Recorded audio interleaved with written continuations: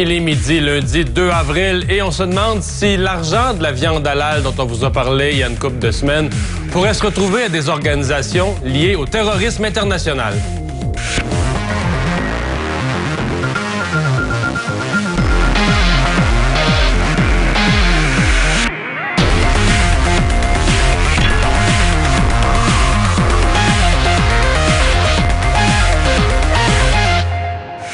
Bon midi tout le monde, l'organisation, le site web Point de bascule qui va plus loin sur l'argent de la viande halal. On vous avait dit il y a quelques semaines que ça allait à une mosquée montréalaise.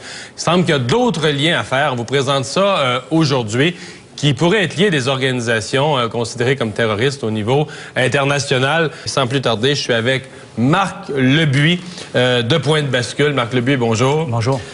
Vous avez finalement, on pourrait dire, suivi le cours de l'argent, le fil de l'argent. On avait démontré à l'émission la viande halal se vend dans les abattoirs et se vend, je dirais, faite dans des abattoirs comme Olimel où on est entièrement halal. L'abattoir paye pour ça. L'argent se rend à une mosquée. Vous êtes parti de la mosquée, vous êtes rendu plus loin. Oui, effectivement. Entre autres, dans le cas que vous aviez soulevé, je pense que c'était le 13 mars, l'émission à l'origine, c'était ce qu'on a découvert, c'est que l'agence de certification avait été prise sous le contrôle d'une organisation qui s'appelle la Muslim Association of Canada. La MAC, la MAC. La MAC. La MAC, c'est important de souligner. Donc, la mosquée Abou Bakr et Siddiq qui reçoit l'argent, c'est elle qui gère l'agence d'inspection halal des aliments. Et elle est reliée au MAC, au Muslim. À la MAC. Et on démontre dans l'article, entre autres, de trois façons qu'elle est reliée. Entre autres, ils ont acquis le bâtiment ou loge de siège social de l'agence de certification. Et l'agence de certification et la mosquée, juste pour que ça soit sûr, c'est, selon le registraire du Québec, c'est la même entreprise avec deux têtes. OK. Donc, on va dire agence, juste pour que ça soit clair. Ils ont acquis le bâtiment. Il y a aussi du chevauchement de conseil d'administration, donc des gens qui sont rattachés avec la MAC. L'un et à l'autre sont les mêmes administrateurs. Oui, soit qu'ils ont été des administrateurs, soit qu'ils le sont encore et qui sont rattachés maintenant, qui sont sous le conseil d'administration aussi de l'agence de certification. Qu'est-ce que ça veut dire? C'est qu'auparavant, en amont, il y a déjà eu, selon Revenu Canada, il y a une organisation qui s'est vue son statut d'organisation charitable révoqué parce qu'il y avait des liens avec Al-Qaïda. Cette organisation-là a déjà fourni des fonds à la MAC et en aval, la MAC, plus tard, au cours d'une période de 10 années, des centaines de milliers de dollars ont été donnés au collecteur de fonds d'une organisation terroriste qui s'appelle IRFAN Canada, qui s'est vu aussi révoquer son statut d'organisation charitable pour avoir donné 15 millions de dollars au Hamas. On a fait une espèce de tableau pour suivre le fil de l'argent pour aider nos téléspectateurs. Donc, les consommateurs, évidemment, les abattoirs. On a dit que les abattoirs doivent payer pour avoir la certification. Donc, l'Association des viandes halal est reliée à la MAC, on le voit dans la deuxième case. Et là, vous nous dites la MAC a un lien direct avec cette organisation, IRFAN Canada, celle dont vous venez de parler. IRFAN Canada, j'ai l'article du Toronto Star, qui avait pendant des années un statut d'organisme charitable au Canada. Absolument. Et qui se l'est fait, vous venez de le décrire, qui se l'est fait arracher parce qu'on a découvert, et ce sont les vérificateurs internes de Revenu Canada, de l'Agence de revenus du Canada, qui ont dit que cette organisation-là a transféré 15 millions de son argent au Hamas. Le Hamas qui est considéré comme au Canada et aux États-Unis et en Europe une organisation terroriste. Et pendant une période de près d'1 an, le statut d'IRFAN était suspendu, donc en étude. Ils ne pouvaient plus émettre de reçus. Imaginez, là, ils émettaient des reçus pour fin d'impôt, les gens de charité. Donc, ça veut dire tous les gens qui donnaient à ça. L'autre chose aussi, il y a un homme qui est rattaché avec cette organisation-là, qui est souvent invité, qui est l'ancien moufti de Jérusalem, qui vient juste d'être banni en France suite à l'effet du massacre qu'on a vu en France. Monsieur Karadawi, ça? Non, Karadawi est rattaché à ce monde-là, mais c'est un homme qui s'appelle Ekrima Sabri. Et là, maintenant, en France, ils l'ont banni parce que c'est... Il est sur la liste que Sarkozy dit on veut plus voir dans le pays. Là, des prédicateurs dangereux. Et il y a à peu près 2-3 ans, IRFAN et la MAC faisaient une collecte de fonds dans leurs locaux à la MAC et Ekrima Sabri est invité. Et la MAQ, Mais les invités de la MAQ, je me souviens d'une conférence, on en avait parlé à l'émission d'une façon assez critique, nous.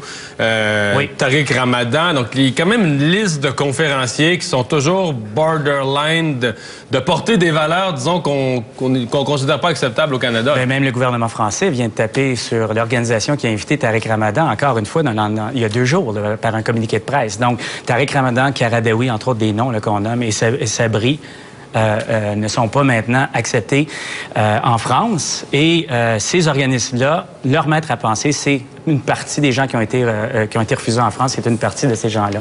Maintenant, c'est pas une question donc religieuse, c'est une question de sécurité nationale. Maintenant, il faut se poser la question à savoir, est-ce que les abattoirs, eux... Mais moi, je pense qu'ils sont pas conscients de ça, pas de miettes. Ils veulent vendre de la viande, ils veulent élargir leur clientèle, ils veulent faire ça le plus simplement possible parce qu'ils se disent, s'il faut commencer à séparer la halal, pas halal, moi, je pense qu'ils vont au plus simple. Là. Ils sont pas conscients de ce qui se joue derrière de ça. Oui, puis mais même à ça, quand vous voyez le porte-parole de l'IMEL, ce qu'il a déclaré, nous, ce qu'on fait, c'est on n'est pas trop préoccupé à savoir si c'est de l'authentique halal ou non. Ce qui est important, c'est qu'on suit les critères de l'agence de certification. C'est pour ça qu'il faut se concentrer sur cette agence-là.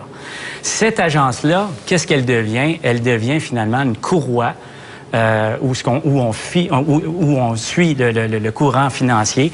Et la question qu'il faut se poser, qui a très bien été évoquée là, par vous, c'est combien d'argent, finalement, qui part de l'abattoir, qui se rend au final à une organisation terroriste. Mais la personne, parce que là, dans le fond, les gens ont vu ça, c'est un grand chemin, il y a beaucoup d'hypothèses. La personne qui achète du poulet, sans le savoir, qui est halal, s'il vient de cette usine-là, il est halal, on le sait pas, c'est pas étiqueté, mais il vient de là. Est-ce que cette personne-là, il y a quelques sous sur son poulet qui, en théorie, peut aller directement jusqu'à un mouvement comme le Hamas? Je pense qu'avec ce qu'on vient de faire comme enquête, on démontre que oui. C'est plus autant une théorie, on est capable de le confirmer. Maintenant, c'est de savoir il y a combien. Est-ce que c'est 1 sou? Est-ce que c'est des dizaines de dollars? Et le porte-parole de l'IMEL avait déclaré que ça fait un peu plus de 2 ans qu'ils ont accepté la certification. Donc, il y a un chevauchement. 2 ans sur des millions de poulets par jour, ça peut pas être des petits montants. Là. Il y a du volume, mais on sait que, donc, ça veut dire qu'il y a eu une période où Irfan existait toujours. J'ai une dernière question. J'ai entendu déjà qu'au niveau international, des grands prédicateurs, des grands leaders islamistes radicaux ont déjà présenté le halal, la viande halal, comme le moyen de financement ultime. C'est vrai, ça? Oui, il y a eu et c'est pas une hurluburlu, hein, c'est vraiment pas un cas isolé. Un homme qui s'appelle Mustafa Seric, c'est un moufti, donc c'est un des statuts les plus hauts. Lui, il a le droit d'émettre des fatwas. C'est un homme très influent dans l'international des frères musulmans, entre autres Youssef Karadawi tantôt, et un des fondateurs ou des administrateurs de la MAQ au début de sa fondation, Jamal Badawi, fait partie d'un conseil avec Mustafa Seric, donc le conseil de la fatwa en Europe.